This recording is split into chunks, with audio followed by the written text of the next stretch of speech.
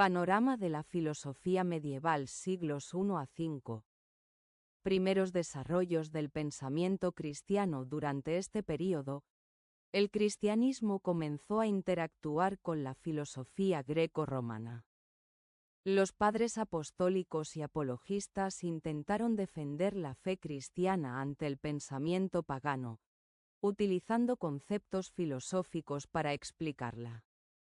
Uno de los filósofos más influyentes fue San Agustín de Hipona, 354 a 430, quien, influenciado por Platón, desarrolló teorías sobre el alma, el conocimiento y la relación entre fe y razón. Para él, la verdad reside en Dios, y la razón ayuda a comprenderla, pero la fe es fundamental. Siglos V a X.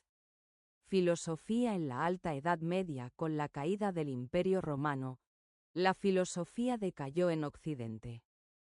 Aunque se preservaron textos clásicos en monasterios y en el mundo islámico y bizantino. Entre los pensadores destacados de este período están Boecio, 480 a 524, quien tradujo y comentó obras de Aristóteles, influyendo en el pensamiento posterior, y San Isidoro de Sevilla, 560 a 636, que recopiló el saber clásico en su obra Etimologías.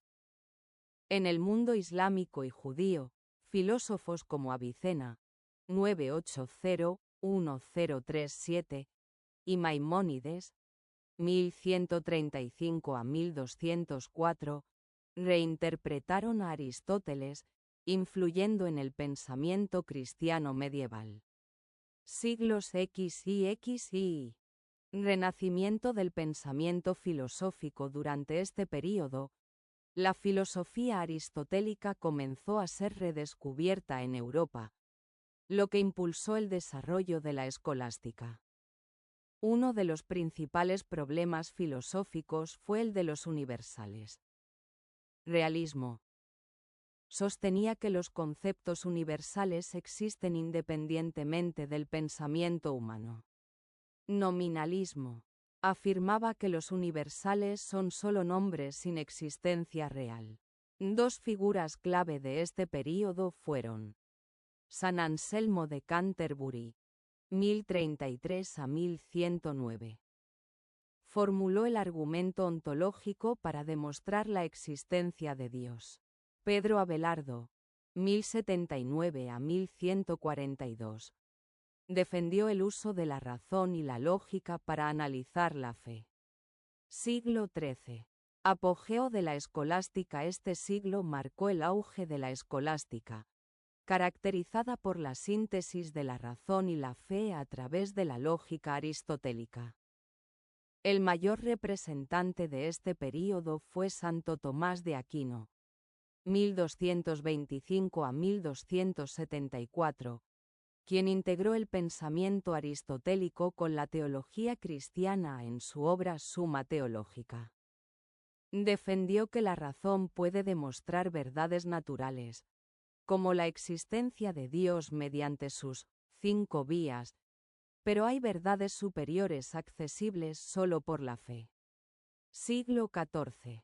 Guillermo de Ockham y el declive de la escolástica. Guillermo de Ockham, 1285 a 1347, criticó el realismo aristotélico y defendió el nominalismo, argumentando que los universales son solo nombres creados por la mente humana.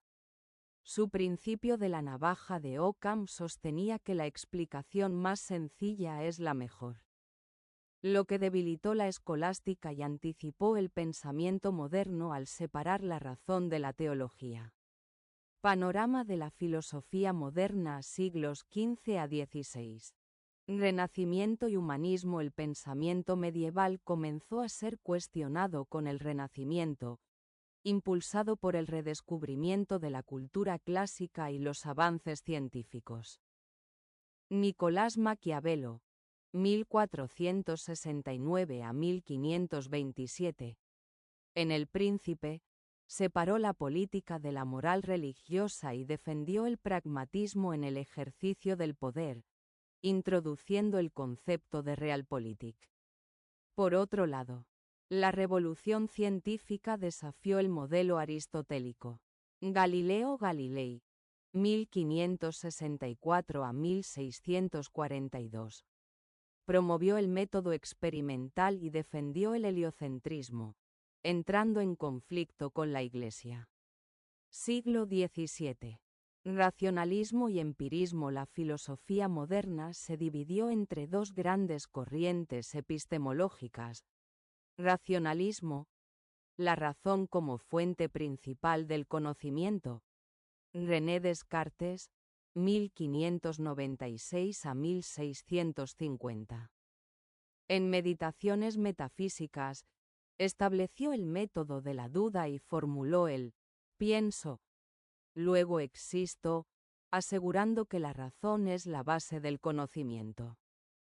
Empirismo, el conocimiento proviene de la experiencia sensorial. David Hume, 1711 a 1776. Llevó el empirismo a su extremo, negando la causalidad como una certeza y afirmando que el conocimiento se basa en impresiones y hábitos mentales. Siglos XVII a XVIII. Filosofía política y el contrato social. El pensamiento político moderno giró en torno a la teoría del contrato social, que explicaba el origen del Estado y la soberanía. Thomas Hobbes, 1588 a 1679. El Leviatán argumentó que el ser humano es naturalmente egoísta y necesita un gobierno absoluto para evitar el caos. John Locke, 1632 a 1704, propuso un contractualismo más moderado, donde el Estado debe proteger la vida, la libertad y la propiedad. Además, defendió la separación de poderes y el derecho a la resistencia contra la tiranía. Jean-Jacques Rousseau, 1712 a 1778.